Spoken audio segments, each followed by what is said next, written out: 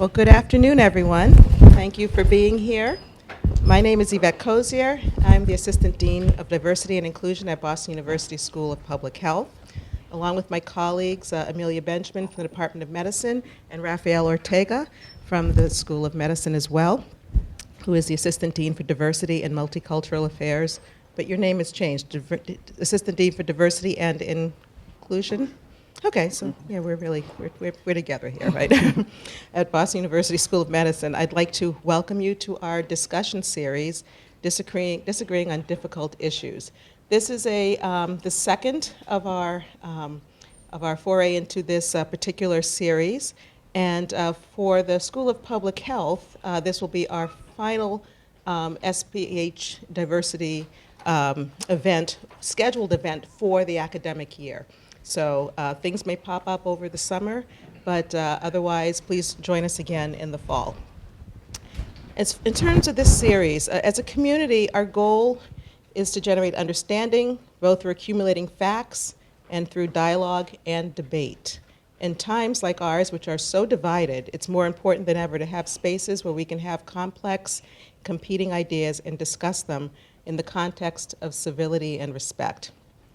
Our goal is to provide a space for these conversations without being difficult to each other. So it is important to say that we can have difficult conversations without being difficult to each other. Washington, take note, right? Our goal, again, is to take on these challenging issues, especially those that can really generate passionate opinion and disagreement.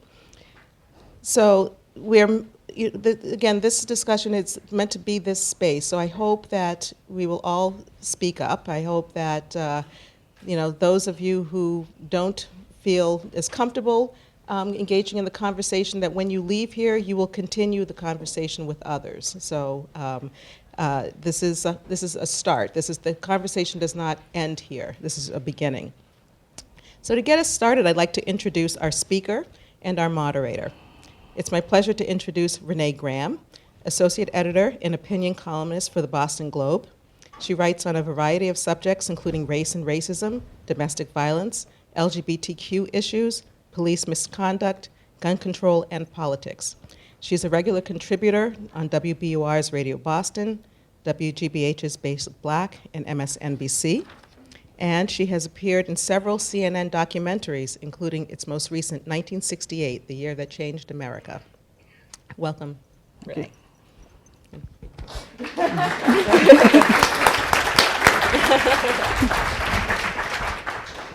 It's also my pleasure to introduce today's moderator, Sophie Godley, Clinical Assistant Professor and award-winning teacher in the Department of Community Health Sciences at BU School of Public Health. In addition to teaching courses in maternal and child health and the MPH Core, she serves as Director of Undergraduate Education in the School of Public Health. Her community-based work focuses on supporting healthy sexuality in communities and schools and supporting families and parents of adolescents. And for those of you who've seen us together, she's my partner in crime on diversity and inclusion in terms of working with faculty and students and others in that space. So welcome, Sophie. Thank you for being here.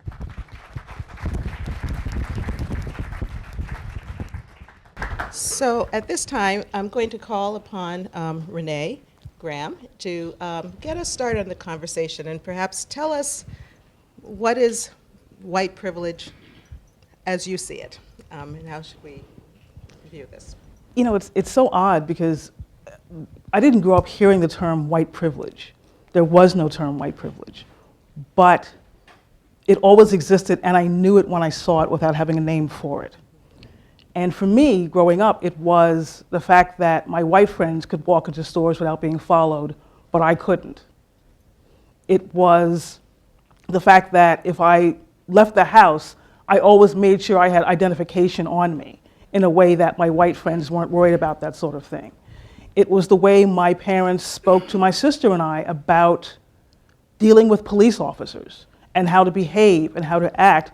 And I thought this was a conversation that all parents had with their kids. And I was surprised to find out that my white friends didn't know what I was talking about when I would mention these things. So, you know, in a lot of ways, white privilege still manifests itself that way. And it's manifested in the idea that This is a society built on white supremacy. So it really doesn't matter if you say to yourself, well, I'm not racist. You're still benefiting from the racist society and the way that you are treated when you walk down the street, when you go to get a car loan, when you go to do anything, when you go for a job.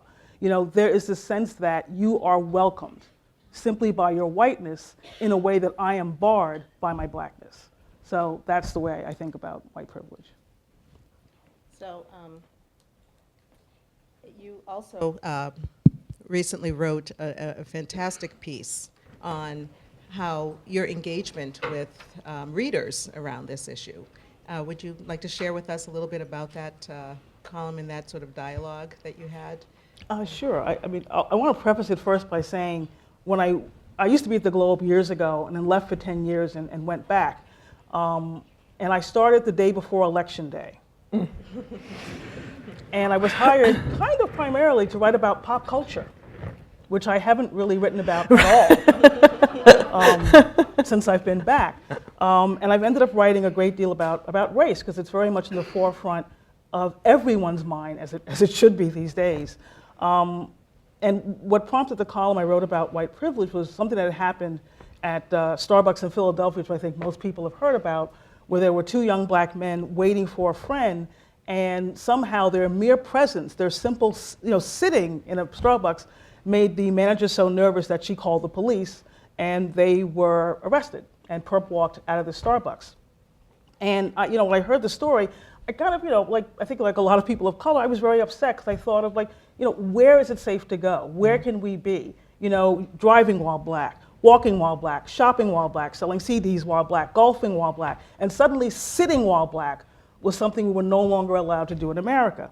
So I wrote a column about that and the idea that, white fear was endangering black lives, that the simple presence of black people was enough to make white people call the police. And when you bring the police into it, we've seen enough instances where unarmed people are being killed. So, you really raise the stakes when you call the police into a situation. So I wrote a column about that, and as expected, got some response from readers. And I think it was about almost 400 comments on the story, and emails that I'm actually still trying to go through because there were so many. And phone calls were, but that was a whole other story. And so I decided, when I started getting these emails, they come usually in three distinct ways. They are either recognition from people who know exactly what I'm talking about.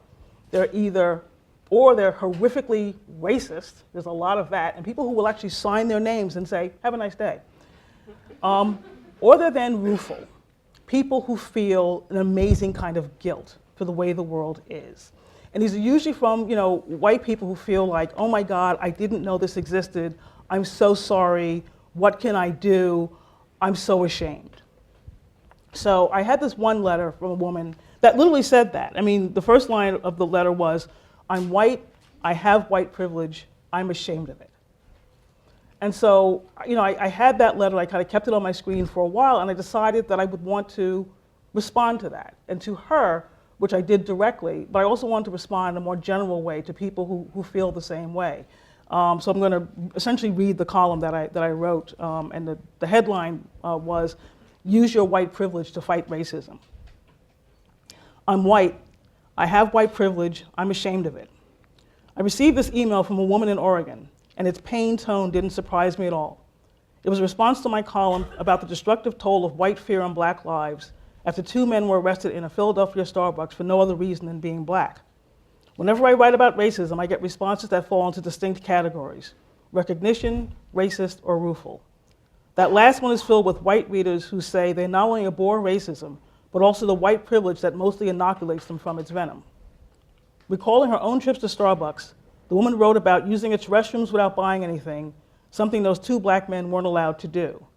She called what happened to them horrific, and expressed how sick and tired she is of such disturbing incidents. As I occasionally do with readers, I hit reply. If I had white privilege, I don't think I'd be ashamed of it, I wrote. I'd use it to expose injustice and work to make things better. It's not hard to do. Using white privilege for the greater good was on display in that Philadelphia Starbucks. Melissa Del Pino filmed and tweeted the video showing Dante Robinson and Rashawn Nelson being questioned, handcuffed, and walked out of the coffee shop. DePino knew they did nothing wrong, and she verbally challenged the police. So did Andrew Yaffe, who arrived at the coffee shop just as the two men with whom he planned to have a business meeting were being arrested. Why did the police get called, he asked. Because there were two black guys sitting here waiting for a meeting? In a CNN essay, DePino wrote, "Things like this happen to black and brown people in this country every single day, and they talk about it, tweet about it, and write about it. But for more reasons than I can discuss intelligently in this small space, people who look like me, white people, often don't see, hear, or believe their stories." If you want to be an ally, you must believe our stories. You must be able to see the racism that drove what happened to a group of black women in Philadelphia at a Philadelphia golf club. Police were called after the club's white owner and his father accused the women of playing too slow. The women, all club members, weren't arrested. Still, add golfing while black to the ever-growing list of things black people aren't allowed to do in peace. Longtime civil rights activist and scholar Angela Davis once said, "In a racist society, it is not enough to be non-racist. We must be anti-racist." Claiming you aren't racist is meaningless. What matters is recognizing racism, calling it by its name, and working to eradicate it. A person who complains about their privilege is like a lottery winner grumbling about the burdens of money to someone making minimum wage. Expect more eye rolls and sympathy. These are days when racism is so blatant that a neo-Nazi group held a swastika burning, like a Klan cross burning, last weekend in Georgia, and it generated scant attention. Racism is both emboldened and normalized. To push back is to defy and alter the status quo. If someone is drowning, do you stand on the shore and ask what that person, who has more than enough to contend with, what you should do? Or, out of a sense of common decency and humanity, do you reach out to help? People of color challenge racism every day. We've never had a choice. Yet since we did not build and fortify for centuries a system of white supremacy as American as the Constitution and as old as Plymouth Rock, we alone can't be expected to undo it. That, white people, is on you and your privilege.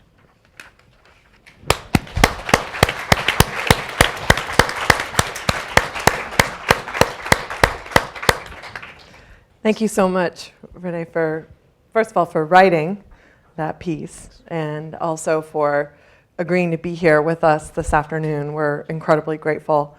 I'm just trying not to fangirl too much, just to be in your presence. Stop. So we're going to try and do something slightly radical this afternoon that in this country has become less and less feasible and more scarce, which is to really try to engage with one another in a meaningful way and move our conversation forward. We were talking earlier about one of the dangers, I think, of being in the Northeast and perhaps in being in academia and perhaps in being in public health and being in medicine is that we spend a lot of time saying, "Oh, you're right. Yeah, you're right too. Yep, I totally agree. You are right." And we just kind of congratulate one another on how correct we all are. And I think we can do better. I think we can push ourselves to try to really move this a little bit further along, or a lot further along. The time calls, I have a sense of urgency about this, as I think you heard in the column as well. I think all of us should have a sense of urgency about how critical and imperative it is that we, particularly we as white people, start moving this forward. And so I wonder if, just as a, sorry for being a teacher at heart, I wonder if just to kind of get us moving a little bit and get our vocal cords warmed up, why don't you just meet each other? Who are you sitting next to? And what are you doing here? So can we just do that, just to sort of break the ice, and then I'm going to bring you back. It's like church. I know, really.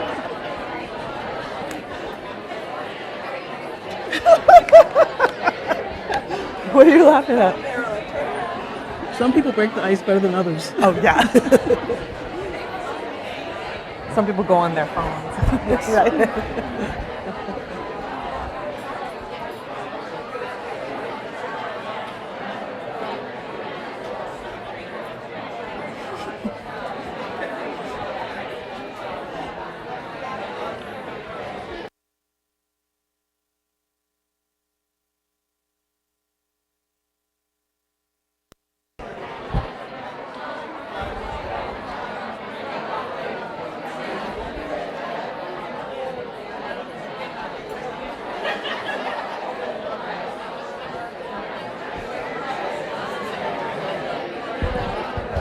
This is good.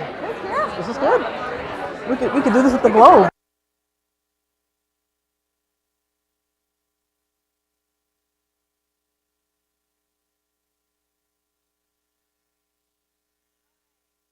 All right, so I'm going to pull us back together. I hope.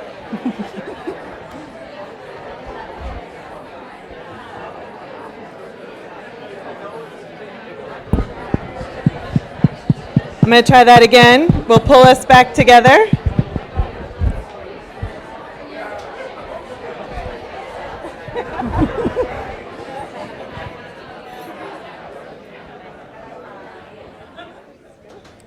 So thank you so much for introducing yourselves and for being here. So let's get started. So obviously there are many different issues we could talk about. My job this afternoon, as I see it, is to keep our conversation rolling, to push back when needed, and to really encourage people to speak up. So I wonder if there's perhaps a response. I thought maybe where we could start, if it's okay, is with the that really sentinel sort of beautiful quote, if you want to be an ally, you must believe our stories. And I wonder if people have thoughts about that. What does that mean to you when you hear that? And how do you work to believe stories of people who maybe don't look like you, maybe don't share your lived experience, who you don't always understand at first? Are there paths that you have taken? Are there efforts you have made to try to understand other people's stories? How have you done that? Anyone feeling courageous and want to come first? Yes, thank you.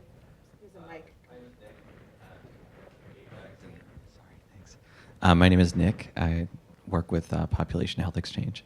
I think I see white privilege as a very institutional issue.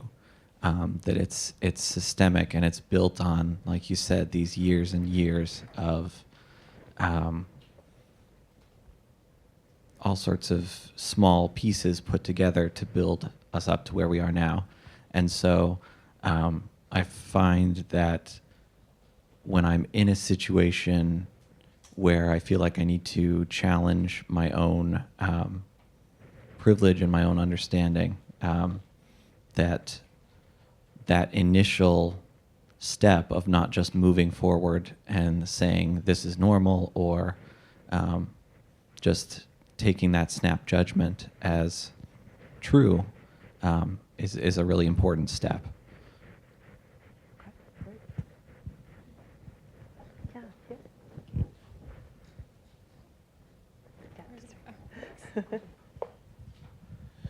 So I've witnessed many instances that are similar, unfortunately, to what happened in Philadelphia, and I've known a lot of non-whites who have personally described their experiences driving while black, and it's awful. I certainly don't. I empathize with it all. But I'm wondering if the term white privilege is maybe not the best term. And the reason for that is when I think of, well, gee, I can go to a Starbucks and sit down without buying anything and not get arrested. That's kind of the way it should be. And maybe, really it's not that whites have a privilege, it's that non-whites don't have the privilege. And I just wonder if it was phrased that way, you might get more acceptance from other people who, because they hear the term privilege, they don't even want to hear anything else. They just turn off, and they would empathize with the stories, but you're telling them that they're special, and But they are. so, I mean, they are special. well, And that's they the way don't they're believe treated. it. They're not special, but they're treated as if they're special. So, I hear from readers who will say, well, what privilege do I have? I only have a high school education and I worked hard. Hey. That has nothing to do with it. We're not talking about your education. We're talking about the way you're allowed to operate in the world with a lot less traction than people of color have. So, at this point, for me at least, I'm not willing to make terminology that makes white people comfortable. Mm-hmm. I mean no offense, but if people are dwelling on the terminology, then they're missing the forest for the trees. Well, but I mean, my point is exactly what you said. They are missing the forest for the trees because of the terminology. But they were And- going to, before the terminology, they were missing it. You know, the term white privilege hasn't been around for 100 years, but white privilege has been around for 400. So It's been around for longer than that. it's but- pretty much, you know. So, you know, the idea that, well, let's come up with a comfortable term. You know, it reminds me of, you know, there's a new museum that just opened up in Alabama about lynching, and they wanted to call it, you know, they wanted to have lynching in the title of the museum, and people complained, oh no, it'll make people uncomfortable. Well, it's about lynching. Right. So, you know, instead they ended up calling it like the Museum of like Peace and Yeah, Reconciliation yeah. or some such thing, which is great, but says nothing about the fact that this is about 5,000 people who were lynched in this country. So when you clean these things up, it's fine, but let's call things by their name. You know, so if a white person is getting special treatment is usually kind of a privilege. So I think I have no problem with it being called that. If people are getting hung up on that, then they're hung up on far bigger things than I just the think words. you may be missing my point, and I'll try to make it a little differently. Break it down. The fact that someone can go to a Starbucks and be welcome is what should happen for everybody, right? It isn't. So really, the issue is that non-whites are being denied their rights, not so much that whites aren't being denied. I mean, that's the way many people will see it. And you know, we can agree to disagree, but I'm just wondering if that terminology might be turning some people away from the So argument. I don't want to belabor this, but what terminology would you suggest? I can't think of a great. I'm not a marketing person, but Well, let me phrase it this way, and then I see a number of hands, which is great. So we'll keep moving. Thank you for starting us off, and also to Nick for beginning our conversation. So perhaps one of the things to sort of let us sit with and challenge us with is if we white people encounter people who are uncomfortable with the term white privilege, what's our role? What can we say? How can we break it down? How can we explain it to those reluctant, not yet quite on board white people about what white privilege is and how it operates, and start moving them along the trajectory? So this is exactly what I mean by not sitting in a room and saying, I agree with you, right? Is that there are people in this complex, right? Boston Medical Center is rife with examples of these kinds of incidents happening all the time, right? And what can we do to move people along? So maybe that's our takeaway. If there are people who are bristling at the term white privilege, how can we explain it and move them along? Who would like to go next? I saw a number of hands. Yes.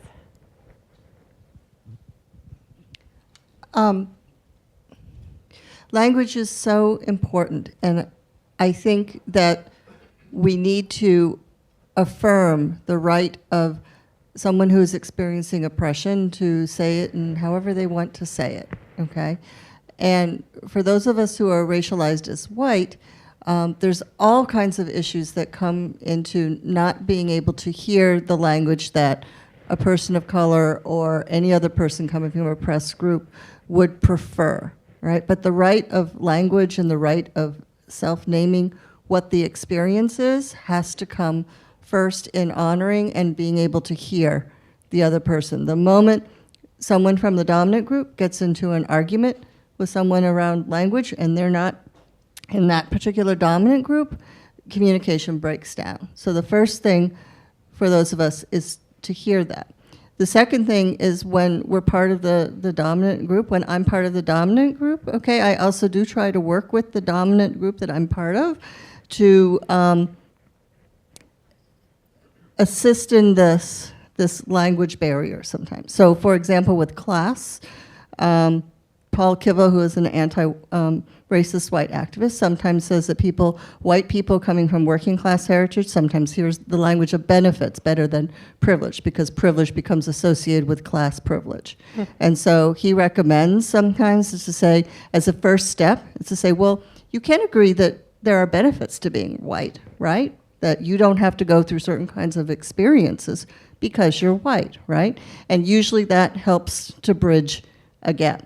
But that's an internal dialogue about strategy and language that goes on within the dominant group identity. And I think the first thing is to always affirm hearing, because I remember I'm a social worker, I teach here at BU, but I also was a lay minister in urban youth ministry program, and I remember a time when black activists came in and there was white middle-class suburban volunteers, and they were using language like, we're experiencing this as genocide, white supremacy, and the very first thing is everybody's like bristling and like, no, you're exaggerating, you're this, you're that, and you can't, it's not, it is, the experience is valid, and we need to honor the language that expresses that experience. Thank you.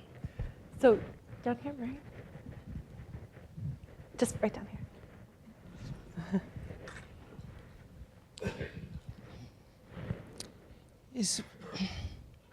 It's really hard for me to speak to this, because when you were talking about the badge, I'm wearing my badge. I'm a graduate student here. And there were many times that I have been confronted by security asking, why was I here? When I would be studying in different places, I would get stopped and I would get asked, why was I here? What am I doing here? Who are you? And it was just so very painful. And when I did share that with my teacher, Candace, and Dr. Merrigan, and with Ms. Dr. Kosher, and with Dean Galea, they all believed me. They listened to my story, and they did something about it. And I'm just very grateful for that, because I am from Birmingham, Alabama. And one of the things that really shocked me was that kind of treatment wasn't tolerated there. When I came here and that happened, I was just shocked that it was happening from security, but I cannot even begin to tell you how much support I received from the student body, from my professors, and from people around who even went with me to a security meeting to say that it would not be tolerated. And I'm just grateful for that. But when you said that about that, having to wear a badge, I was at a meeting the other night at a church, and one of the students who was here said, Marilyn, what are you doing with your badge on? You're not even at school. I said, because I'm going to be going by my school. And so I've just become accustomed to wearing my badge, because I spend more time on campus than I do anywhere. But I just really want to just express the fact that right here, I did find people who did listen. And Dean Galea, when he heard about it, he was in Asia, and he emailed me that was unacceptable behavior from anyone to confront me like that. So, I know what it is to experience that, and I will tell you this, it's very scary, because when you were talking about the fact that if you take it to the next level, where maybe you report it to someone like the police or something, you're talking about escalating something that I may not even be able to deal with. Right. Marilyn, thank you so much for sharing your story with us. And we are privileged to have you as part of our school community, and we are grateful that you are here. From the day you walked in at orientation and introduced yourself to Professor Cozier and I, we have been blessed by your presence. So thank you for being here. And obviously, Many of us are deeply ashamed and troubled that that happened to you, and we are grateful that you were courageous enough to let us know. And we are so sorry that that occurred. So thank you for sharing that with us. And unfortunately, I think there are probably lots of other stories. I have certainly heard stories about African American medical professionals being accosted in patient rooms, where mistaken for people other than who they are. So it is not, unfortunately, it is not an isolated incident. It happens in Boston. We have a lot of arrogance in Boston that, as you pointed out, that we assume these things don't happen here, but of course they do. They do. Yes. Hi, excuse me, my name is Denise. I have a bit of a cold, so I'm sorry if my voice is a bit. Just a couple of comments. And the first is that I was born and raised here in Boston, and I left here almost 40 years ago, and I've just returned. Oh, wow. I can tell you we have a particularly virulent strain of racism in Boston, which is truly, truly unfortunate. And I trace a lot of it back to, sadly, how badly the whole experiment with busing went. That's a big, it's not that it didn't exist before, but it may explain why we are so far behind. I mean, I have lived in other parts of this country. I have lived in other parts of the world. This city in particular is very far behind. And what everybody scratches their head about is exactly that.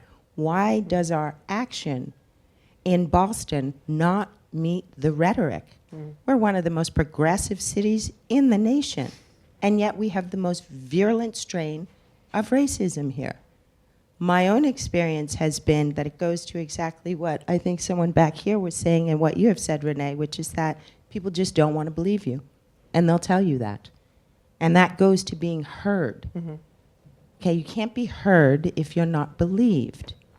And I just recently went through a situation where, in my capacity in my work, I spoke to the senior people in our organization about this issue, and basically their response was, we don't have a problem. And sadly, the codicil was that, we hired you, so we have no problem anymore. This isn't an organization of 100 people, not 4. So I'll just leave that there. I want to make one more comment, which is that one thing that has driven me crazy, and I've spent most of my career in all white organizations where I'm the only minority, I will never understand why it is solely my responsibility to make white people comfortable. And that my asking for and expecting to be treated as others somehow makes someone else comfortable. Why is it my responsibility? I've taken that responsibility because I had to. I would never have gotten to where I have gotten to if I have not attended every day of my life to making sure that white person standing in front of me is comfortable, no matter how I feel. So the question I put on the table is, why is that so? Why is that okay? Do you want to respond? I just wanted to say something about that, and also to Marilyn's comment. Being believed. You know, when something happens to you and the response is, well, you're exaggerating, or I'm sure that's not what they meant, or it just wasn't that bad, how does that make you feel? You know, you've trusted someone to go to them and say, this thing happened to me, and they sort of talk you down and shoo you away like an annoying child. That exacerbates the offense, because now you have no one to go to, you have no one to trust. And so the next time something happens, you keep it to yourself. And eventually you will leave that organization. And then they'll say, well, she just didn't fit in. You know, she just wasn't right for the team. You know, it's always your fault, it's never their fault. That creates a revolving door. Exactly. Bring in diversity, and it lasts for maybe a year or two, and then all of a sudden there's no more diversity anymore. Right. And everybody left is scratching their heads and they're saying, gee, what happened? And it's like, well, the environment wasn't comfortable for those people. Right. Until you address that issue, you're going to keep bringing in diverse people and they're going to keep leaving. No, I mean, it should be understood, people of color aren't sitting around trying to make things up. We have other things we'd rather be doing than dealing with these issues. So we're not sitting back and saying, gee, what fake racial incident can I come up with today? Nobody wants to do it. And in most cases, we don't even talk about half the things that do go on. Right, right. Because we know that we're suddenly going to we'll be the problem child. We'll be, well, oh no, here she comes again, and what's ailing her this day? You don't want us to deal with that. So there's something to be said for just listening. The way that, we've learned in the Me Too movement, men need to listen to women. White people need to listen to people of color because we deal with this stuff all the time, and for the most part, white people aren't really aware of it.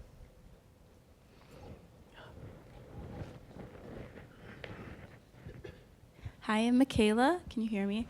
I am a rising senior at BU Academy, and in my freshman year, there were 3 black students at my school, and that's something that really made me in particular nervous. And there were instances in which slurs were used in the school or different incidents happened, and I can definitely identify with the notion that we don't just make these things up, because I had an upperclassman at my school at the time identify the fact that there was a slur left on one of the computers in the computer room.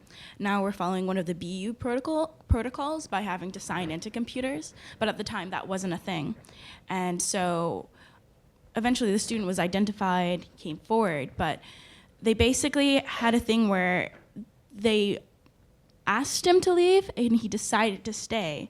I don't know how this happens, and he gave kind of an apology that didn't really seem like an apology in front of the school. And I feel like a lot of the times when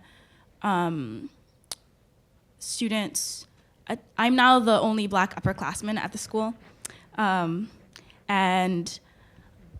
I don't necessarily feel heard at my school all the time, and I think there's a large part of that is just like a lack of people to really listen to me outside of my own friend group. So when I recognize the different ways that I have privilege for other people is just kind of like, I'm able-bodied, I haven't been diagnosed with a mental illness, and different ways that I can listen to people and my peers, or like ways that I feel like my school can emulate other places or other organizations, such as I work at Planned Parenthood, and one of my mentors during training was explaining to me how even Planned Parenthood doesn't even identify as a reproductive justice movement. And a large part of that is because they accept the definition of reproductive justice as the one that was created by an organization of black women called Sister Song, and how since they realized that Planned Parenthood has had a problematic past at a point, and they're working towards being an ally in that reproductive justice movement by listening to many of the black female activists that have worked with the movement for years, and that's the way that you could use privilege and use the privilege that the organization founded by a white woman had to kind of help aid things like the reproductive justice movement, and the ways that racial disparities do happen in reproductive health care and other forms of health care, and in just how it's rampant across so many different jobs and fields. Henry's here from admissions. Hi, Henry. Yeah. Thank you. So I have a question for all of you. How can we do a better job listening? How do we do a better job hearing? So a theme that we have touched upon and heard is how powerful it is when people are heard, and how dangerous. I mean, I think about internalizing those situations over and over again, and not having a release valve, not having a place where you're heard and believed. I mean, that is part of our human condition, right? To be recognized and heard. So how do we do that, people? How do we do a better job listening and understanding, believing people? I see a hand up here. Hi, I'm Alexandra. I wanted to talk a bit about listening and feeling heard, because I think they're one and the same. Yeah. I think from my personal experience, I'm also a person who has privilege and also who lacks privilege. I get to have a foot in both worlds in that way, in a number of ways. But I think the difficulty that most of us have with the hearing and the validating is that we insert ourselves while we're listening. So we're hearing something and saying, oh gosh, I've said that, or I've thought that, or I've put myself in this sort of a situation, and what does that say about me? Mm-hmm. And then we're in our own heads, mm-hmm. analyzing ourselves instead of listening to the experience of a person that otherwise we like and care about, mm-hmm. and we should be listening to. So I think the hard part, the challenge is divorcing ourselves from another person's story. Okay. If I'm hearing you, I just need to listen to you, and then of course I'm going to go back, I'm going to digest, I'm going to think about what I've heard and what I can do and what I can change within me. But at the upfront situation, it's only to listen, to hear, and then to understand. And not immediately take on the defense. The defense mechanism of thinking, well, I've done this, so let's not call it racist, right. or let's not call it problematic, instead of just hearing and being in that moment. Right. It's very elegant. Did you want to, Renee, did you want to? You know, I really hear what you're saying with that. I mean, I've had instances where I've gone to people, I've said something's happened. You know, I went into a store and I was followed. They're like, oh my God, it's just like that time I was in a store and they didn't wait on me. I'm like, yeah, it's not the same thing. Yeah. You know, you have to listen to other people. You know, people have stories to tell. And again, they're coming to you for a reason. You know, I think it's the hardest thing to do. It's not even a matter of, you know, people keep saying to me, what can I do? And I will say, be a human being. Treat people the way you want to be treated. If you see someone being put upon for no reason, then step in and do something about it. You know, it's not really that difficult. But people have these sort of different ways of reacting. I'll give you an example.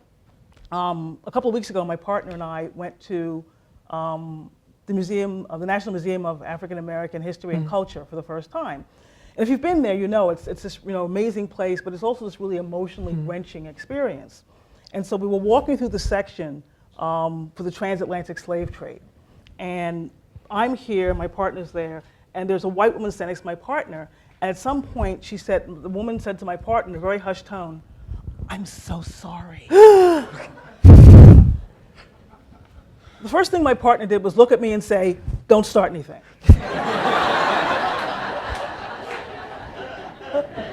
And you married well. You married well. I did, and I didn't. You know, but I kept wondering, what would possess somebody to say such a thing? And what is she apologizing for? Slavery? Jim Crow? Mass incarceration? 53% of white women who voted for Donald Trump? Exactly what is it you're apologizing for? And I just kept having this image in my mind of her going home and saying, "Oh my God, I apologize to a black person and I feel so much better." Whatever her motives, my thought was, you're not doing the work. Right. That's not how it's done. Right. Just apologizing to random black people in random places, no, that's not it. It's more complicated than that. You know, again, it's recognizing your privilege. There's a certain privilege that takes even doing that. Just sort of touching someone and sort of getting in their face and apologizing for something. In a very sacred place. Kind of place. Yeah. And I'm sure this woman was very emotionally moved by it and needed to do something. She needed to shut up, is what she, Yeah, that wasn't it. Right. You know, and you know, there were all these sorts of moments like that at the museum where people, you could tell they were sort of engaged. I kept thinking, whatever you get at the museum, take what you're getting here and go out in the world and do something good with it, which isn't just apologizing to people. Go out and actually make a difference in some kind of way. And listen, that's, I mean, I can't emphasize that enough. You know, listen to what people say, listen to their experiences. You know, don't disregard them because you can't relate to it. You know, it's happening to them. And in a funny way, this is what I never really understand about, you know, when people are racist, it's not just affecting me, it's affecting you too, in the ways that you operate in the world, but also in all the ways that you're denying yourself what all of these wonderful people could do for you and add to the world, because for whatever reason, you're cutting them off. So, you know, I call it, you know, I've said it about Boston. You know, Boston sometimes goes through, you know, its existence with one arm tied behind its back. Why would you do that? Why would you cut off? You know, the Globe did a series on race not that long ago, and they talked about how two things. Well, they talked about a number of things, but talked about universities. And one, how much trouble Boston has recruiting black students and other students of color, and then once they get them here, what a hard time they have getting them to stay. So that's a brain drain. Right. You know, you've got your best and brightest coming to this city, and as soon as they get that degree in their hand, they're gone. Because they don't feel comfortable in the city, and they feel the city has nothing to offer them. And they're going to end up going to Atlanta or Chicago or Philly. Cities which, by the way, all have racial problems too. But, you know, Boston has to do a better job, and part of that is in, you know, listening and absorbing what people are saying about what's going on here. Hi, I'm Aaron. I'm a first-year bioinformatics PhD student. And in terms of listening and believing and understanding, I just had something very interesting happen while I had Michaela talking about being. She said something like, "I don't always feel necessarily fully listened to at my school," and it was really interesting in my head. As she was saying that in my head, I was saying, well, I don't always necessarily feel fully listened to, like a minimizing and like a I'm not calling you out in terms of your language, but you're probably doing that to some degree to minimize anything that had happened to you and not seem like you were being overly aggressively like the victim of injustice. And there was probably some like specific things where somebody very blatantly didn't listen to what you were saying, but in my head it was like, oh well, I've sometimes not been fully listened to, and like drawing like an equivalence about that. And so I guess for me, what I've learned is to, when I hear something like that, to think about like, okay, this is, not to take this at face value. This is probably like a huge under exaggeration of what actually happened. And if I were to talk to somebody one-on-one and say, well, what actually happened, it would probably be so much more blatant and so much worse than I would kind of assume when I put myself in that own situation. So in some ways, what you're pointing out is that people immediately start minimizing, and instead, perhaps we need to listen and understand that what we might be hearing is just the tip of the iceberg, right? If that. And not just not minimize, but assume that's probably. Yeah. So I know we have someone in the back. I don't know how many mics we have. I don't want to compete. Oh, okay. Okay. Okay. I just wanted to add on that point of listening and doing so without minimizing what someone else is saying. I think that throughout American history, oppressed groups have been asked to make their message more palatable to a dominant group. And I think the effect of that, I mean, of course, some people would argue for that from the strategy perspective of you can only ask for so much at one time. But I think the effect of that is actually just to pat the dominant group on the back and make them feel comfortable. And, when we think about the ways that this country chooses to honor, like, the civil rights movement, it's always the least controversial figures that are, the most celebrated figures that are honored, and it's always the least controversial MLK quotes that are thrown around. And the effect is to make the dominant groups feel like, oh, so much work has been done, we're doing great, congrats. And I think that part of listening is allowing the oppressed groups who are speaking to choose the language and to choose to tell their story in the way that they want to. So with the term white privilege, I think that, if we were to call it, let's say, black disadvantage and the opposite, doing that would then still hold, whites as the norm and the oppressed group beneath that. And so I think that part of, allowing people to choose their own language is in order to make that other group uncomfortable, in a sense, to allow that questioning process to begin of, why does this make me feel uncomfortable? Well, it's like if you called it black disadvantage, there's a lot of white people who are going to stop listening because black means it has nothing to do with them. But once you say white privilege, they're just like, white, what? Then it gets their attention, and then you can start to have that conversation. It's not a matter of let's pick something that's going to make people incredibly uncomfortable, but we're talking about uncomfortable things, so maybe being uncomfortable is not the worst thing. Right. So I just want to really make sure the person, yes. So I don't know if I need the mic, maybe. But I was going to say, I think there's underneath privilege is power, or maybe with privilege is power. Maybe what happens if you have privilege is that you have power. You may not even know that you have power. And disempowerment is a terrible feeling to have in any way, shape, or form, whether it is occasionally not being listened to, but knowing exactly why you're not being listened to, because that does matter, right? If I sit in a meeting and I speak very quickly, but I am, I think, inherently a very good communicator, and what I say is not heard, and I know why, and then somebody else says it and it is heard, it's not that I wasn't heard, it's that I had no power in that space, and it was made apparent to me that I had no power in that space. And so part of listening, and part of even acting on your listening, I think, is acting in a way that empowers people. So I have a neighbor, a lovely neighbor, who is from California, and is very open-minded and wants to save the world. And she communicates excessively about wanting to save the world, I would say, just because of the amount of internet space she takes up. But that is not the part that bothers me. The part that bothers me is the tone. And the tone is that of saving. And saving is not empowering. If you can be in a position to save somebody, by definition, you have privilege. And while on the one hand, you are using your privilege amazingly, on the other hand, how does it feel to be saved? You're really glad. On the other hand, the message in there is that you needed to be, that you could not save yourself. So I read these emails and I think, gosh, she must think she's writing to an all-white audience, because she is telling me and all of the other people that she is trying to help why they need so much help and how she is going to help them all. That's another part of the listening and the acting, is that the end point should not be feeling good because you saved a bunch of people. It should be empowering a bunch of people, or creating a platform so that they can be heard, or I would say, meat tenderizing, softening the community to be receptive, so that messages don't have to be, glamorized or beautified or softened or distilled to be acceptable.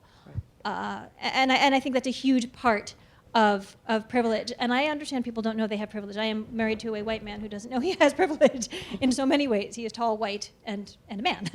And the antithesis of everything that I am. And he has only begun to figure that out, right? And that takes a lot of time. But I think there's open-mindedness that is essential. And then sometimes after your mind is open, your mouth is shut. Yes.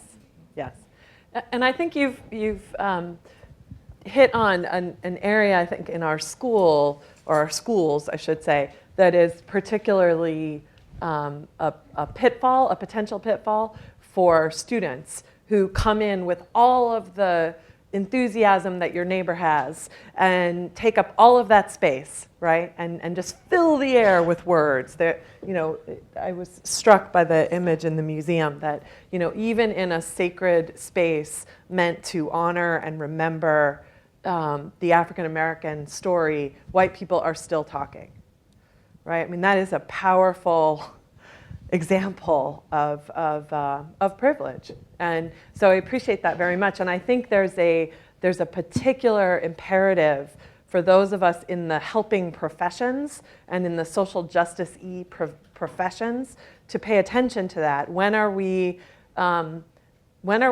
saving and rescuing? And is that appropriate? Is that fair? Is that equity-based? Or is it wholly inappropriate and disempowering, as you were saying.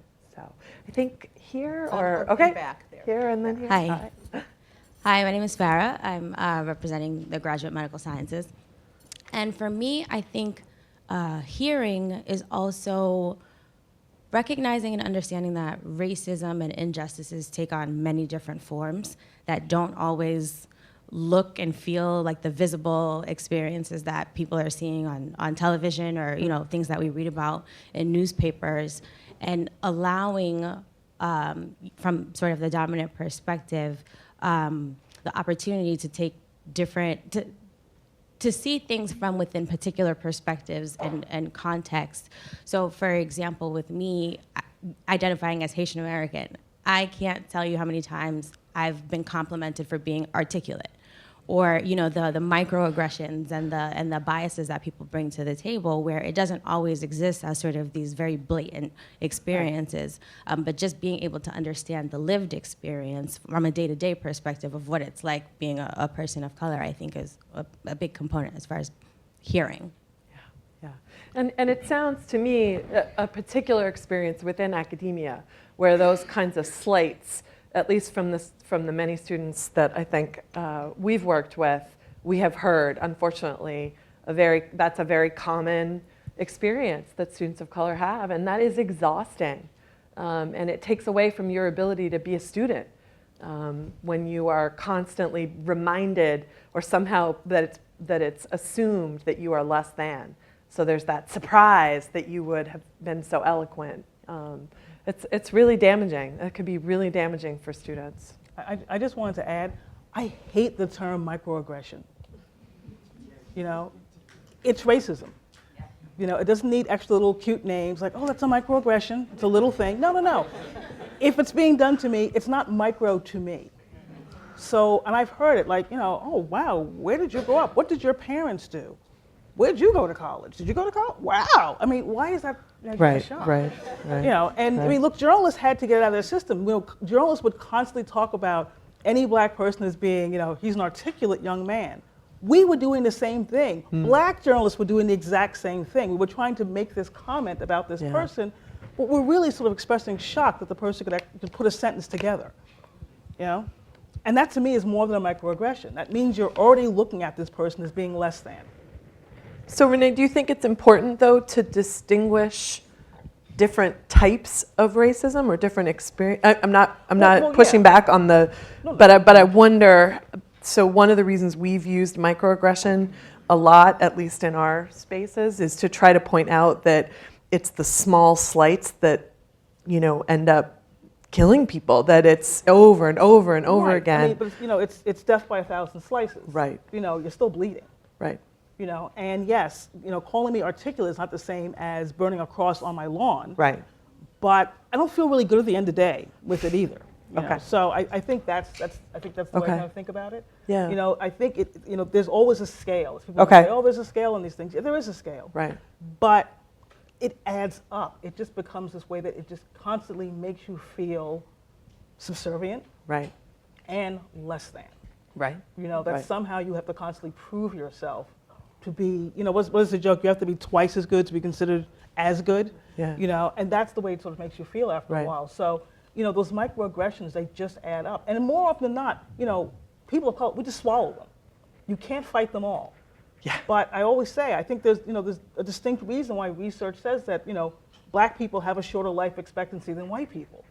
It just wears you down. Yeah. Racism absolutely wears you down. Yeah. Every single day there's something. Yeah. And even if there isn't something, you end up in a position where, I describe it as like having a mouse in your kitchen. Mm-hmm.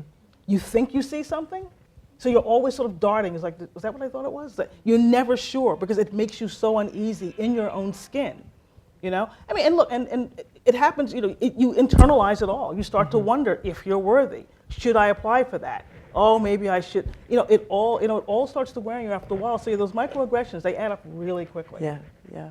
Sometimes I, in my own life, try to distinguish between people who I think are being homophobic and people who are being homo-dumb.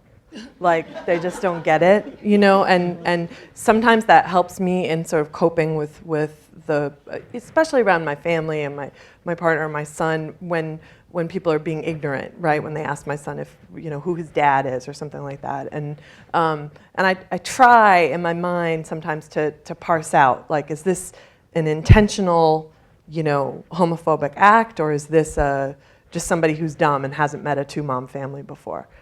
Does that matter? I'm not going to give them the credit for being dumb. Okay. Yep. I mean, look, I think if you're homophobic or racist or sexist, you're an idiot. Yes, you are. Yeah. But I'm not going to give them an out. Okay. Like, oh, maybe they just don't know. That's me making an excuse for their bad behavior. Yeah. And they don't deserve that. They deserve to get smarter about the world around them and learn a little bit more. Okay. So, if Can you come teach here? I would be so terrible to teach you. I admire what you do because. Are you sure? I don't think so. Yeah, I don't know. I'm learning a lot. So sure. I'm just sitting here just writing my next week's column. Really is what I'm doing. Fabulous. That's great. But I mean, I think that's the thing. I mean, I think there are ways that people come with ignorance, but you can try to get better. You can try to learn more. Ask me the question. Don't sort of say something blatantly stupid. It's like, which one of you is the dad? Right. Obviously, neither one of us. Hello. Right. So, I think that's the way it kind of comes into it. Okay. I'm not as accommodating as I was 20 years ago. Yeah. I have fewer years in front of me than I have, but I don't have time for that. I want people to be better. I want them to figure it out, but it's not my job to sort of take their hand and say, don't be racist now. Come on, Right. That's wrong. They know it's wrong. When people say these things, they know what they're saying is wrong. Right. Thank you. I've lost our mic. Where's our mic? Here? Yeah. Hi. Thinking what the woman said in the back about the white savior complex, and I'm right now trying to navigate a relationship with a friend, and I'm trying to use that word differently now, who I struggle with a lot. And I had gone with her last year, or more than a year ago now, to the Women's March down in DC. And I get there and I'm just thinking, like, damn, there are a lot of white people here, a lot of talk about, like, save the pussy and like all this pink hats everywhere.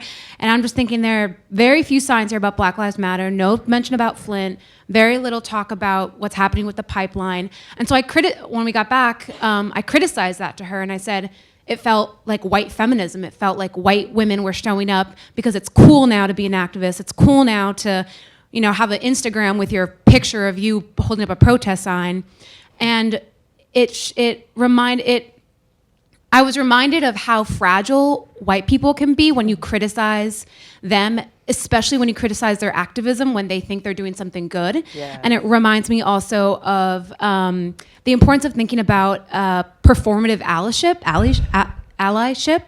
and how allyship does not necessarily have to be right or wrong. There are very many nuances in between, a person may think that their allyship is exactly the way it should be, but the person of color witnessing that allyship may think, no, you're doing it very wrong and you're actually microaggressing me, or whatever phrase you would like to use. And so I think that is just something that came to mind a lot, specifically in my relationships with white people, is just this hesitancy to own, or this hesitancy to listen to criticism about the way they perform their oppression work. Well, it reminds me of, if you're on social media, at least once a day, someone is saying about what's going on in the country right now, this is not normal. And I'm always like, yeah, it hasn't been normal for a really, really long time, so nice of you to finally notice.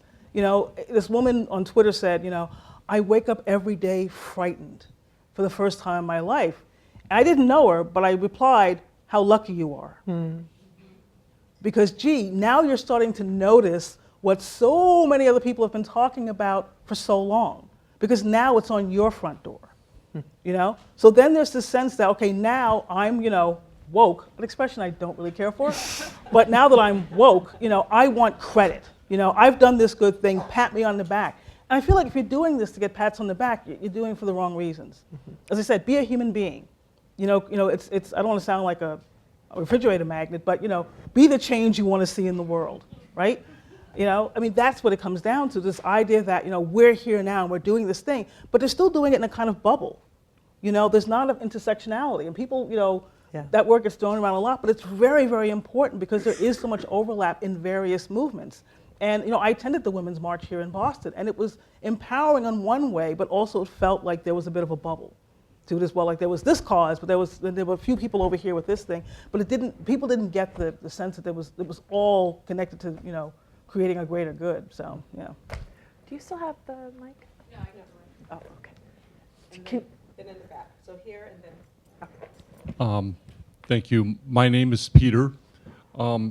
I've got two comments. Getting back to the sort of the concept, how do you describe white privilege?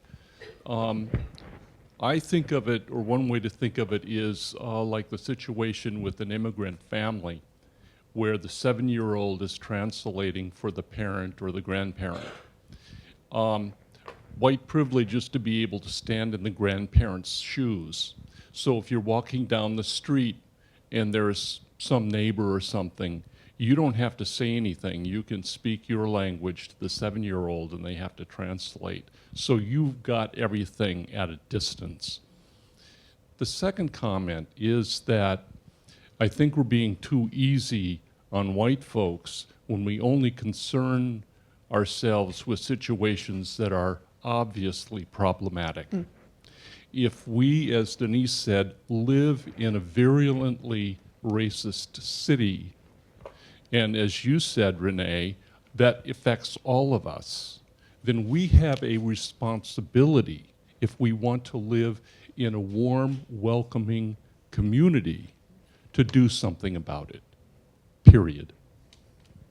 To do it with authenticity, right? Which I think is part of what you were speaking about in terms of working with allies. So actually, I'm just going to take the moderator's privilege for a second. Would you mind telling? I'm sorry, I didn't catch your name. Would you mind? I have a question for you. Kiara. Say it again. Kiara. Kiara.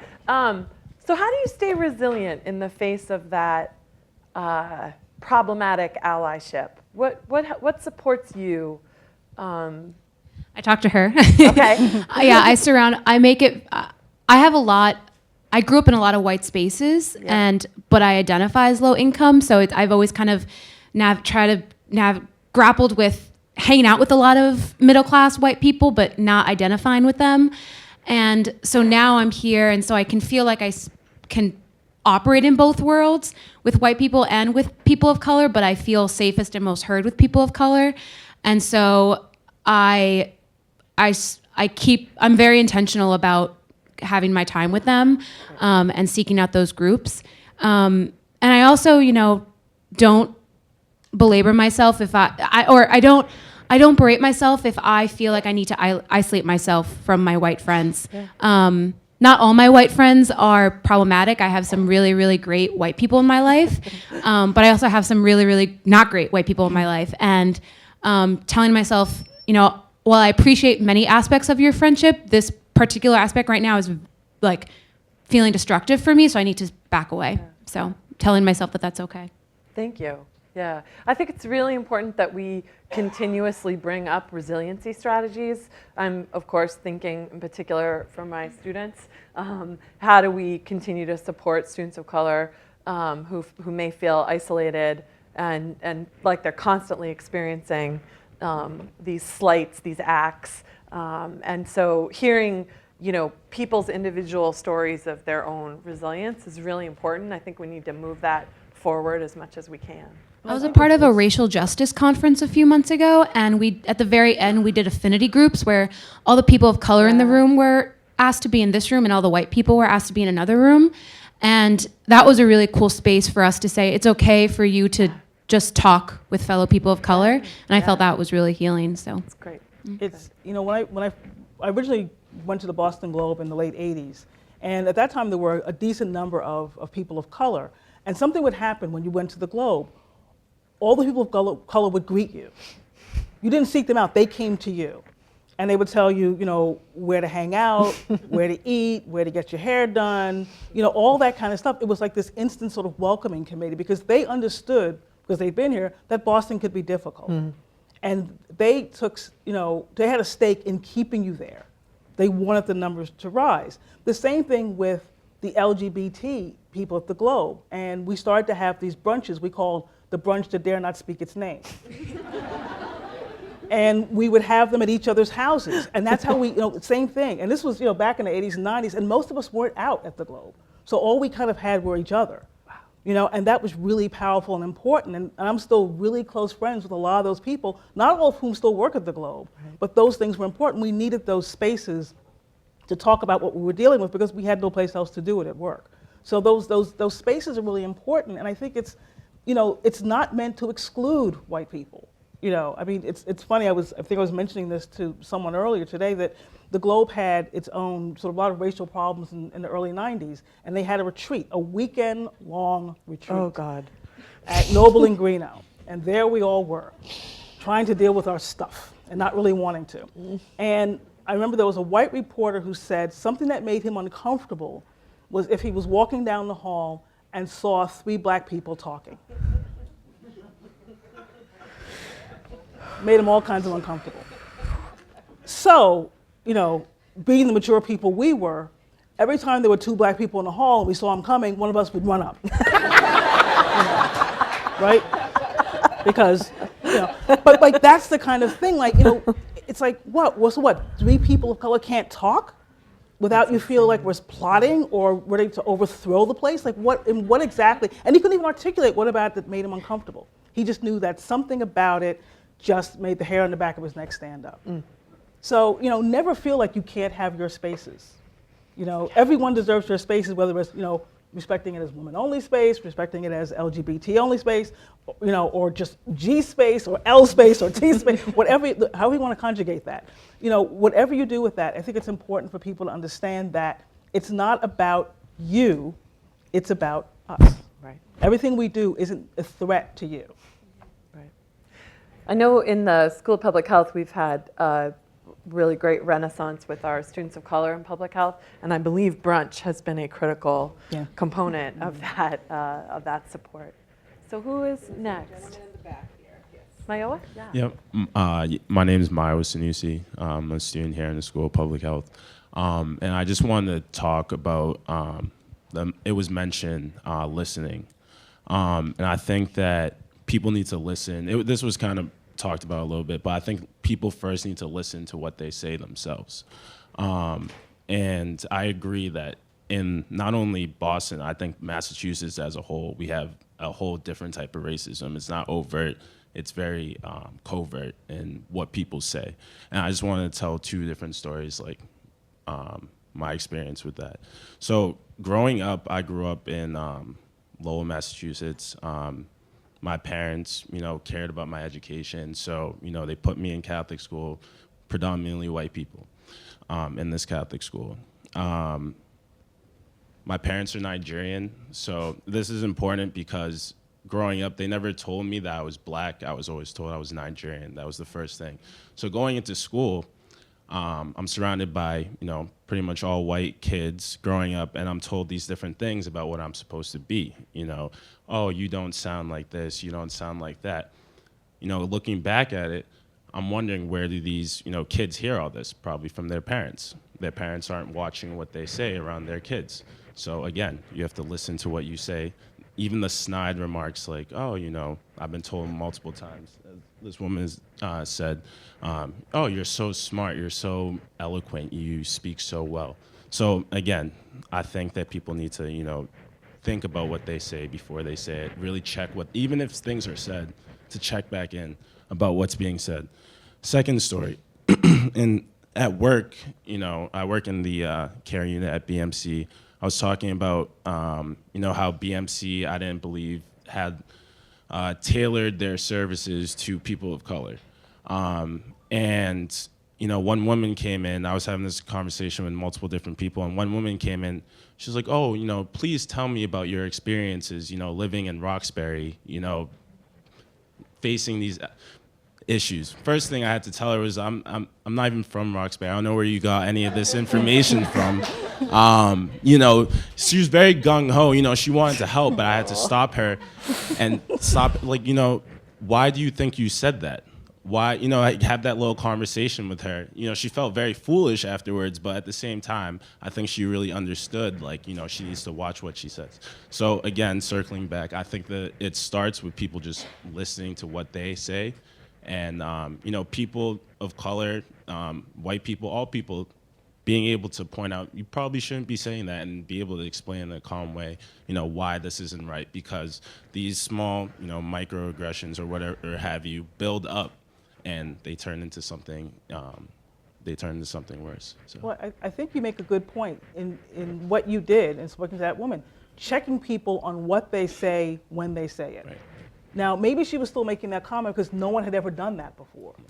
But the next time, maybe she's going to think a little more before she opens up her mouth and says something that might offend someone else. And I think that happens a lot. I think generally people don't want to have conflict. So if someone says something that offends you, in the back of your mind, you're thinking, man, I can't believe you said that. But you don't say anything about it. And so they don't learn. They get nothing out of that experience. They walk away thinking they've done something wonderful, and you walk away feeling kind of lousy. Right. So, I think that it takes is a little bit of courage. And that's, we're not talking about necessarily if you see a fight, getting yourself in the middle of it, unless that's just the kind of person you are, But there are lots of ways to address these things that, don't have to end up with, people throwing hands, and simply saying, well, why would you say that? Why would you think that about me? I think is good. It's good for her, but it's really good for you. Harold down here, or was there someone? Harold? Yeah. And then Drea? How are we doing? So first, I don't have anything profound to say. So there's nothing profound about this. But I think it is important to be able to tell stories and to be able to tell about experiences. And we talk about the whole matter about resilience. Part of that is sharing that experience. So wherever you happen to be in your age trajectory, I happen to be an old guy, then it's important to tell those things. I remember as a kid growing up where we could not go to places where you could drink and the water fountains with white people. We could clean them, but we couldn't drink from them. I remember the experiences of going in stores where I've certainly been the person who was followed, but my white colleagues were not followed, or the service people would decide not to talk to me. They would talk to my white colleagues and would ask my white friends and ask them why they were there. Or remembering even, and every once in a while when I think I have it all together, because I'm convinced that I know it all and that I've got it all together, I'm reminded that I don't.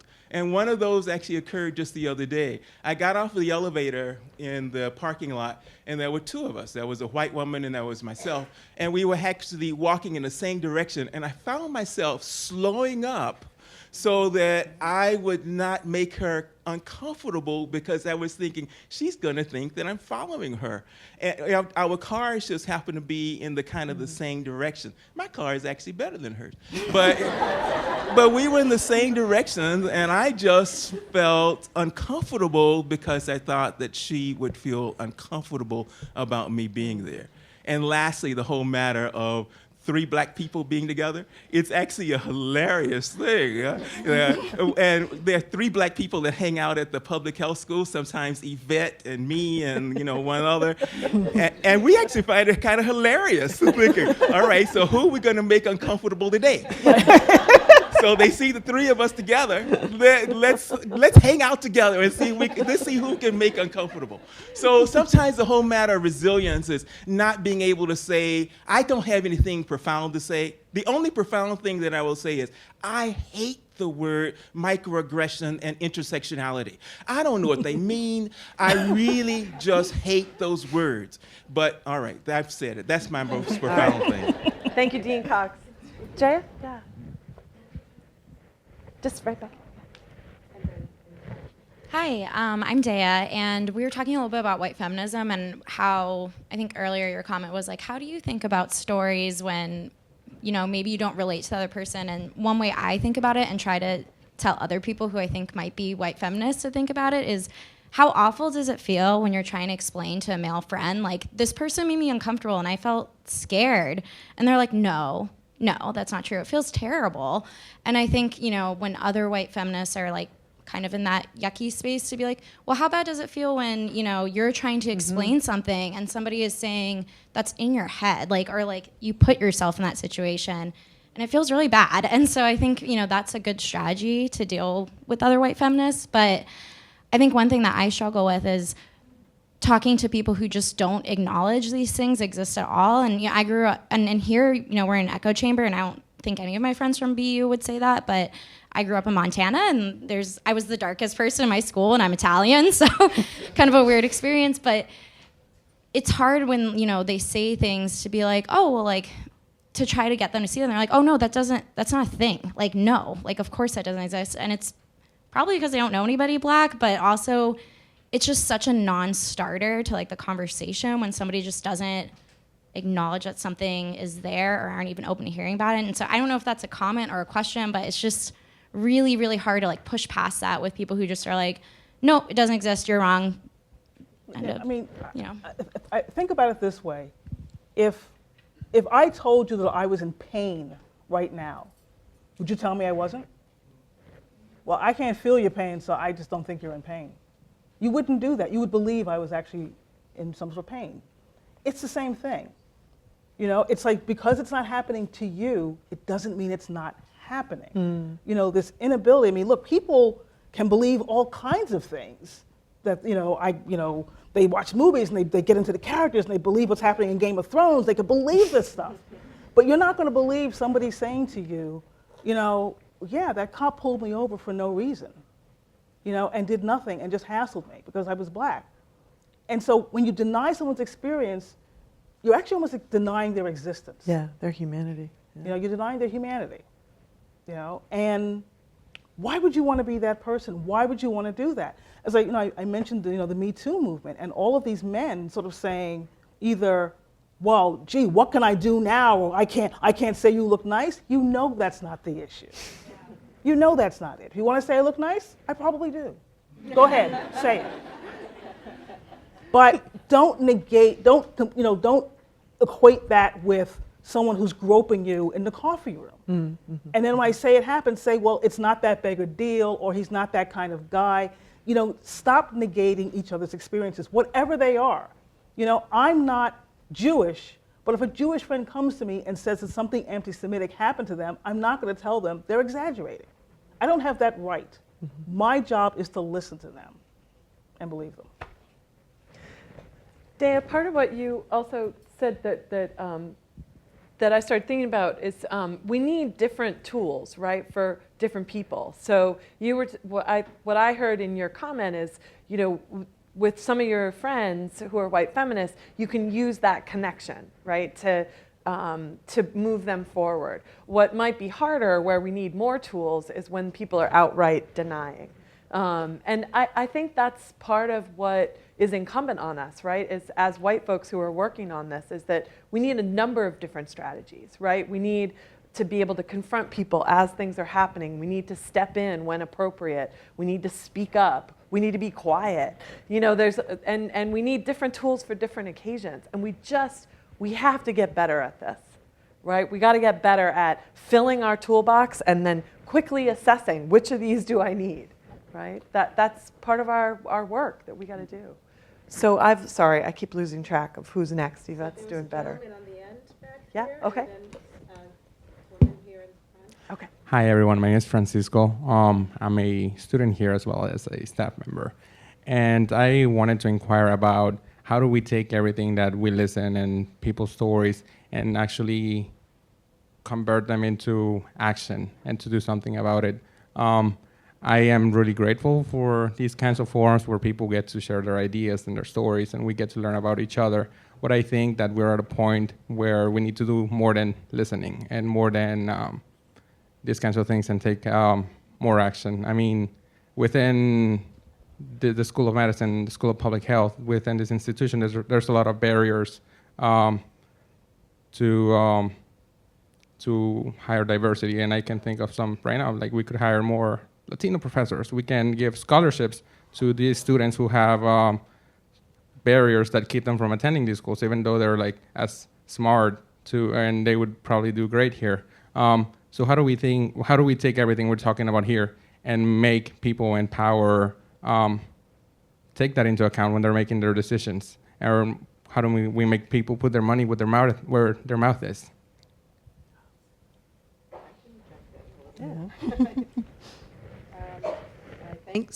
Thanks for that question. And I think it's by the experiences of listening is to jump in wherever there is an opportunity. So if there is a conversation around admissions, how do you interact with admissions? How do you help the admissions committees that form? That's one way. When it comes to hiring within a department, is there access to that committee? Is there access to who's in charge of that committee? Is there, ways of getting resources to that committee of where there are sources for finding the individuals that you're looking to see to come to the school? So there's a lot of subtle ways. Every situation isn't the same. So I think, as we've sort of said, it doesn't, you can't always run in, with things ablaze, but sometimes that might be what you have to do. Sometimes it's sitting down across the table from someone who is a decision maker and sharing what you've heard, sharing your perspective. So it happens in the conversations that happen outside of this room. The conversations have to continue, and we have to keep finding those opportunities where our voice has, may bring about some awareness that wasn't there before, and keep doing that. So, we often get overburdened by doing extra work. So it's like committee work is one administrative way of doing it. Get on those committees. If you're invited, take advantage of it.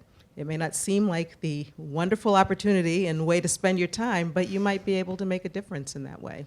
And that's just one perspective that I have on that. So was there,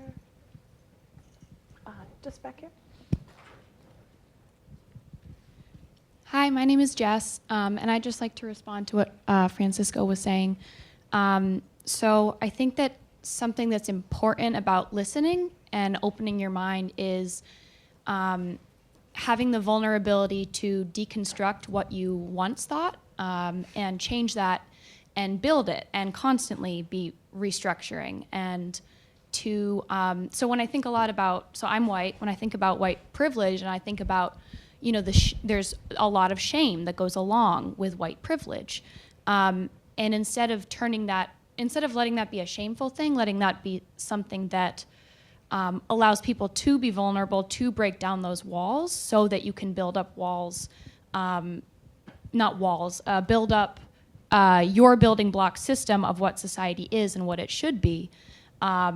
And so the best example I can give of this, and again, I am white, and I cannot compare this to what it would be to be a person of color, but I am female, and so my full name is Jessica. And when I was in second grade, and my family always called me Jessie, and when I was in second grade, I was put in a classroom with Jesse Miller, who was a boy. And because there were two of us, God forbid, we couldn't both be Jessie, so I had to become Jessica. And it was horrible because this was my whole identity. And suddenly I was being told that because, whether or not it was because I was female or whether he was the boy, I suddenly had to take on a different identity now. And then since then, that kind of just lit a fire under me to become a raging feminist. And now flash forward a few years, and now I was talking with my coworker who's actually sitting next to me the other day about the expression wearing the pants. And I never, ever once thought about what that meant. I said, so-and-so wears the pants. And then I thought about it and I was like, oh my God, that's horrible. Because number one, first of all, if so-and-so is wearing pants, it doesn't necessarily mean they're a man. I'm wearing pants right now. Also, what if both of you wear skirts? It's just, there's so much, I think, that is built up in and sort of ingrained in our society, and the words we say, the expressions we use that have to do with power and have to do with privilege that we don't even think about. And so when I was talking with my coworker about this, you know, it made me realize that even though I claim that I am a feminist, you know, and I try my best to try to stand by those morals, I still have these experiences every day where I say, oh, wow, I'm saying this, and that's actually goes against what I believe. And so the way that I am trying to relate this back is by saying that by deconstructing what we previously know and believe and trying to rebuild it up based off of listening to other people's experiences, I think is extremely valuable. And I think it's something that I'm trying to do constantly, and am just trying to constantly learn from being vulnerable. Thank you, Jessica. One of the things that I've had the privilege of doing over the past couple semesters is putting a real emphasis and a focus on learning students' names and learning how to properly pronounce students' names. And there's a very baseline privilege that those of us with Anglo names that are easily recognized exist with. And so one of the things that we've been talking about at the school is how can we do a better job insisting that faculty learn students' names and that students have the right to be called by their actual name, not by a watered down, easier to say version of their name. It may not shock many of you. It may shock some of you to know that through that work, particularly with the undergraduates, I have heard story after story after story similar to yours, but with an added layer of pain, where students are told that their names are too hard. And so they're not going to learn, you know, they're just not going to be called that. I'm going to give you a different name, where this is teachers doing that to students. So it's one of those moments where imagine being, you know, a 15-year-old in high school, like you're not going to correct your teacher, right? So we need a structural change around this. We need a commitment from faculty to honor one another's names. It's a really simple but I think profound thing that we can start doing, is to really make a commitment to learn how to say names in a language we don't know. I mean, would you have voted for a guy named Barry Obama? But Barack, that sounds like something. You know, people go through that. But again, it's about someone making themselves comfortable. Yeah. Well, that name, I don't want to have to learn your name, so I'm just going to call you something else.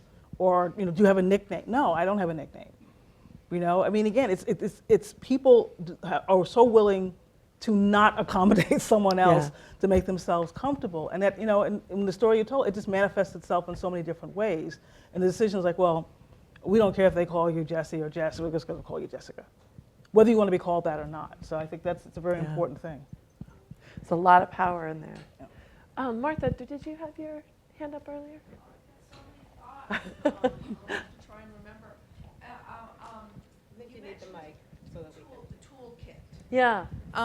And I feel that as someone with white privilege, grew up in a very homogeneous Minnesota lifestyle and culture, I am very capable of saying stupid things. Now, I don't think that gives me a pass, but I think that my most important tool is to be receptive to other people saying, do you realize what you just said? I recognize white privilege, you know, we're public health advocates around here, so a lot of us are preaching to the converted, but it's those more subtle situations where you're having the conversation with someone. I've had conversations with Yvette where I replay and I realize she's doing what you described, trying to make sure that I'm comfortable because I've said something stupid. So, sorry for that, Yvette, but thank you. So anyway, that would be, I think, an important tool to name. Yeah. So what I hear you saying, and others, of course, should reflect on this, is that humility and the sort of grace to accept feedback That isn't always easy for people to do. Some of us have learned through awkwardness and through, we replay a million times some situation in our head. But this is partly what Jessica was saying, is about reconstructing, right? Taking things apart and then rebuilding. That's a great image to think about. I really try in my workplace, if something happens during a meeting, not to call someone out in front of everyone else. Because that just becomes a big embarrassing thing, and your point can be lost. But I'm always open to just pulling them aside and going, give a minute, and just sort of explaining to them why something they said to me or something they might have said to someone else who isn't going to speak up wasn't appropriate. And I always need to be clear, I don't come by any of this naturally. I have all of my own biases and prejudices and all of that stuff. I'm always battling with them and trying to get better. But that's the key. It's like you have to kind of be aware of what you're doing as well as what others are doing. Someone said that, listening to what you say is as important as sort of forcing people to listen.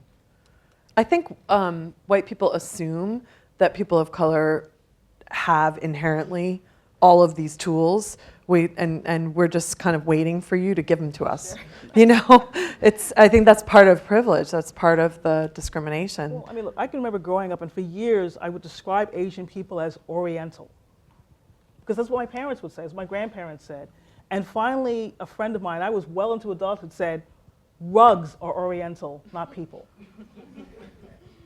And I hadn't thought about it that way, and it suddenly changed, and I thought, that's a ridiculous term to use, isn't it? So someone had to tell me that. I didn't know that, and again, I was well out of college and in my first job before somebody brought that to my attention. You need someone, they're doing you a favor, they're trying to help you along, so you don't do it to, keep doing that. Someone has to step up at some point and make the message clear. Here and this young. I think she's been up for a long time, too, just Hi. I thought your point about the toolkit, about having various tools that you can use to address the situation that's happening in front of you is really important. Because right now what we're all talking about is checking ourselves. Mm-hmm. And that's a good thing. And the fact that this is a very self-selected group, everybody in this group is going to check themselves. It's those who are not in this group. Mm-hmm. And I'll tell you that something that I faced this past week. And growing up, or in my professional career, I was told, and this was true, if there's a problem, anytime it has to do with race, if there's a problem, you're the problem. Racism isn't the problem, you're the problem for bringing it up. So right now, I'm facing a situation where I'm trying to diversify, and I have someone who I have to work with on that, who's white, who continuously comes to me and says, oh, but that wasn't that person's intent. There are no bad intentions here. As far as she's concerned, there's no bad intentions anywhere. And I'm perfectly happy to believe that, except by doing that, you dismiss completely out of hand the entire situation. So once that situation is dismissed, oh, well, there's no bad intention here, what tool do you use to push forward? And I can tell you, I'm in a position of authority. I'm the ultimate authority, and I still can't push past that.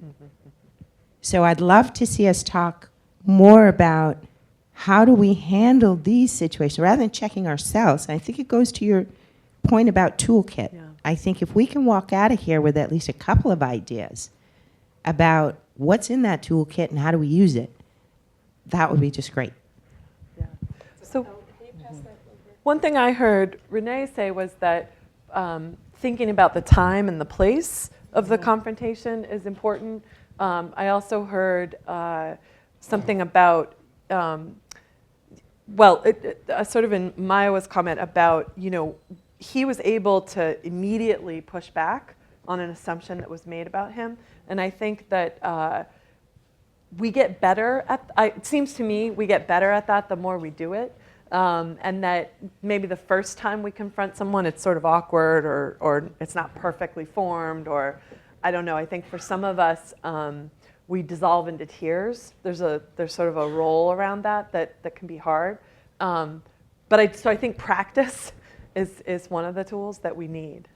We need more opportunities to work with one another, to talk through, like, well, how would you handle this? How would you work this through? I mean, you think about any other human interaction that has this kind of power and potency.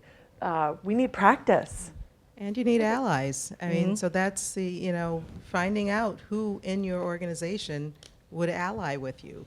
Who else found this, obnoxious and unacceptable? Someone else must have. And somehow conversations have to happen so that you can identify each other. Perhaps, but it may stop. It may be a bunch of people without power, but if there's enough of them, they become a rolling tide. So, don't underestimate that it's, someone in power from someone who, supposedly doesn't have power, because we can look through history and see where the unempowered became quite powerful. So that's what I just wanted to add one last thing quickly. I'm always trying to figure out when in this country talking about racism became worse than racism. It's Barack Obama.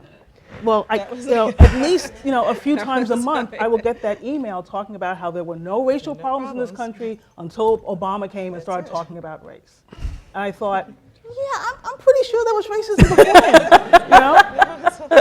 That's where you get this issue. So suddenly it's like, yeah, you're the problem because you're bringing up this thing we don't want to talk about. Right. And every time you bring it up, we have to think about it, and we don't want to think about it. So somewhere in there, we've got to change the thinking that talking about racism is not worse than actual racism. Obama did not create racism by talking about racism, but it reminded people of this terrible thing they didn't want to think about. Yes. So here, finally, and then in the back. We're going to get to that woman. I think what is not effective is the time-honored technique of what I call there are those among us who sessions, where things are brought up broadly, and there's two types of people in the world. There are those who feel guilty about everything, and there are those who don't feel guilty about anything. And so when you have these, there are those among us who are not making this a friendly environment or whatever, those who feel like they're responsible for world peace will say, oh, what did I do? And nobody ever really gets to the point.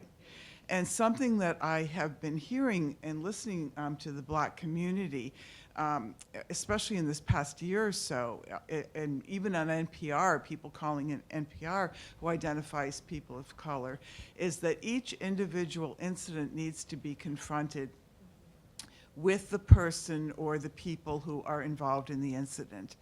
Because sometimes it's a specific thing that you need to be called up for, or sometimes it's a broader thing, and that at least gets at the people. I mean, I've noticed because I hear a lot of these, there are those among us who groups, and I noticed that some of the people that I had heard were connected to the incident aren't in the room even.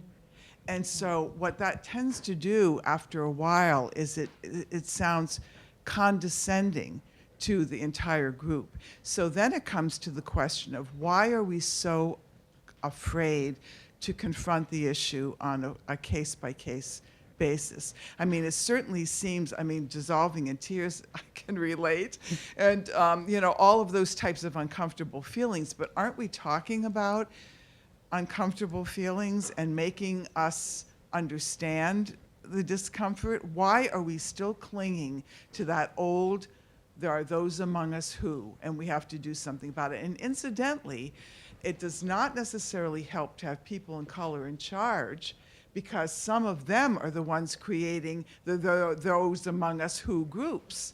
So whatever pressure is coming to bear to do that type of thing, somehow we have to get over that. So we've been waiting, right, over here? Yes.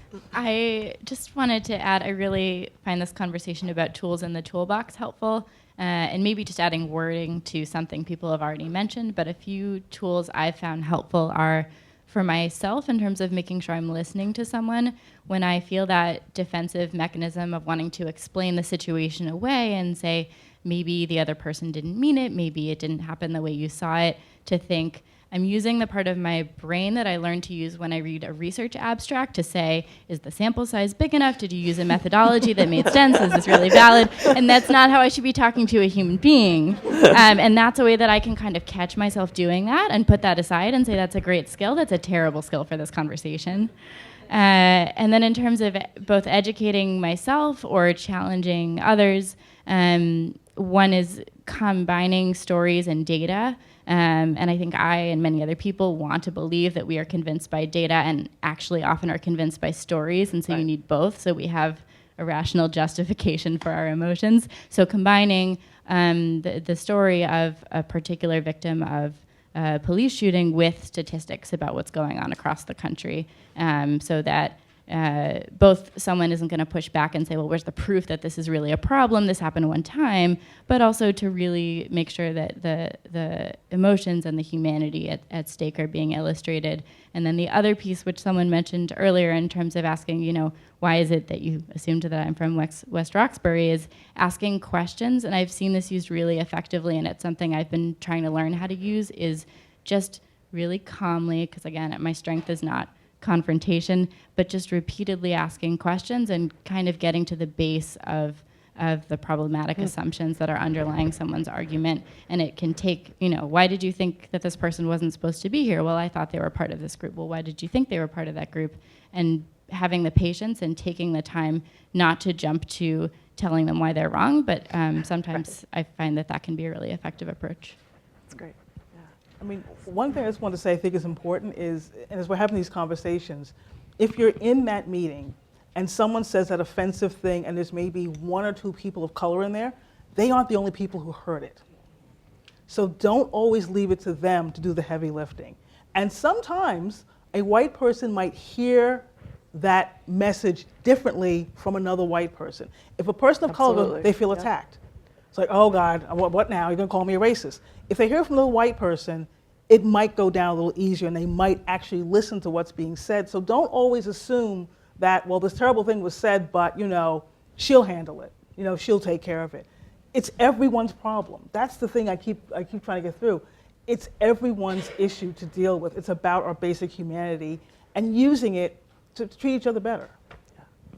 So just in the interest of time, if we took another question and then we can try to wrap up.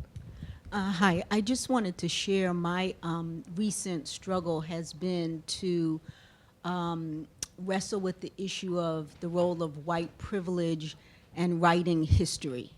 And so that's one of these areas where we talked about whether an individual is believed, but I'm really struggling with people not believing history. And so one example, this was gonna be my toolbox question as well, like how do you handle that? But then I also reflected on a recent experience I had with our residents when we decided to do a seminar about the Globe Spotlight articles.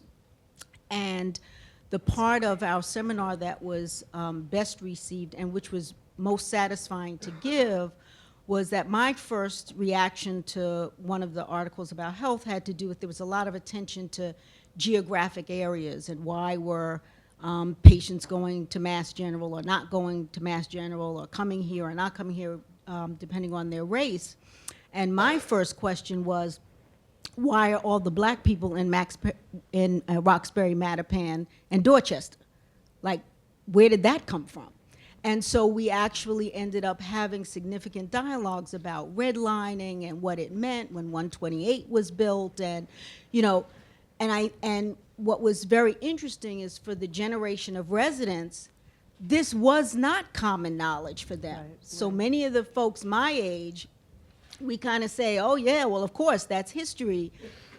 But for a lot of our younger generation, and I'm assuming for a lot of general population in the United States, really don't know the history behind some of the systematized racism. And so we react to things today that things may happen as if they're happening for the first time. Right, ahistorical. And I right. just wanted to kind of throw that out there for thought as well. Thank you. I wanted to offer another tool for people just to, it's actually been brought up a couple of times, but I can't recommend enough for all of us, but particularly for those of us who did not learn this history, which is probably most of us, to take advantage of the museums and historical sites that are now have over the past decade or so really been developed. So there's the museum in Washington, D.C., which Renee was talking about. There's the Whitney Plantation just outside of New Orleans, which is the only plantation museum that is run as a memorial to the slaves who died on that property. There is a long tradition in Jewish culture of sending Jewish students to visit Holocaust museums and visit concentration camp sites, but we do not do that with our own history in the United States as well. There's also the Birmingham, Alabama, the new museum there around lynching. Professor Fluker, Walter Fluker, is leading a very expensive but very exciting Black history tour that starts in Birmingham, Alabama, and visits several museums and several sites, including the bridge. And Walter Fluker, for those of you who don't know, is our Martin Luther King Jr. Esteemed scholar over at the Charles River campus. So Renee and I are Yvette and I are trying, Renee, you should come too. Yvette and I are trying to convince our families that this is how we should spend October. And we're trying to convince Dr. Fluker that he needs assistance. Don't you think he needs TAs, right? He needs TAs. Can I be a TA? Yes. Yeah. So it's this amazing 3-day trip. But anyways, I'm getting off track. I can't say enough about the power of visiting those historical sites and really learning the history as opposed to sort of what we were taught, which was often incredibly whitewashed and left some incredibly important stories out. And also important to note, it's all American history. Yes, that's right. You know, people sort of say, oh, that's the Black Museum. No. It's all American history. That's right. And everyone should allow themselves a chance to learn it. Well, we could sit here for a long time and talk much more. And I'm just incredibly grateful for you to be being here, Renee and Sophie.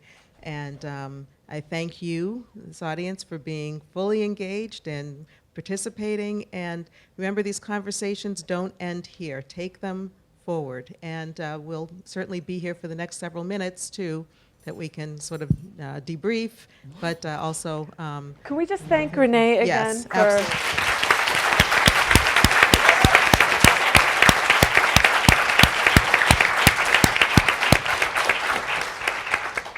And also our esteemed Associate Dean of Diversity and Inclusion, Yvette Kozia.